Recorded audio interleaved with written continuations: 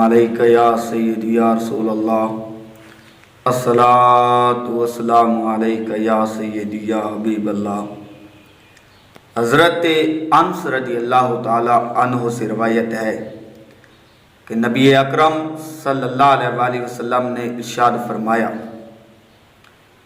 कि जिस शख्स ने रमज़ान मुबारक में एक दिन का रोज़ा रखा, अल्लाह ताला उसे दोज़ख की आग से 70 बरस की राह पर दूर कर देंगे और उसके और आग के दरमियान एक खंदक हायल हो जाएगी जिसकी इतनी वुसअत होगी जितनी कि आसमान और ज़मीन के दरमियान है, और उसे 3 शहीदों का सवाब मिलेगा जो शख्स रमज़ान मुबारक में एक दिन का रोज़ा रखेगा। और जो शख्स रमज़ान मुबारक में एक रकत नमाज पढ़ेगा तो उसको इतना सवाब मिलेगा जितना दूसरे महीनों में 70,000 रकतें पढ़ने का सवाब मिलता है। और जिसने इस मुबारक महीने में एक तस्बीह पढ़ी उसको दूसरे महीनों की 70,000 तस्बीहों का सवाब मिलेगा। और जिसने किसी भूखे को खाना खिलाया या किसी रोज़ादार का रोज़ा अफ्तार कराया तो उसने गोया कुल ज़मीन के बराबर सोना सदका किया।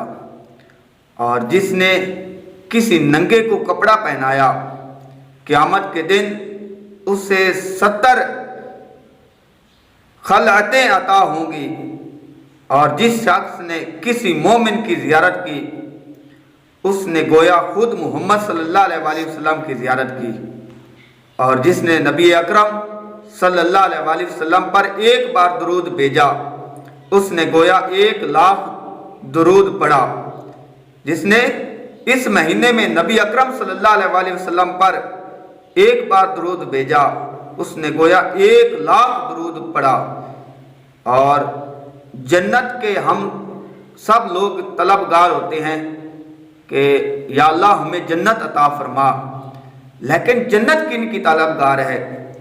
तो सुनिए, नबी पाक सल्लल्लाहु अलैहि वसल्लम ने इरशाद फरमाया कि हर शख्स जन्नत का आरज़ूमंद है, मगर जन्नत सिर्फ 4 लोगों की ख्वाहिश करती है।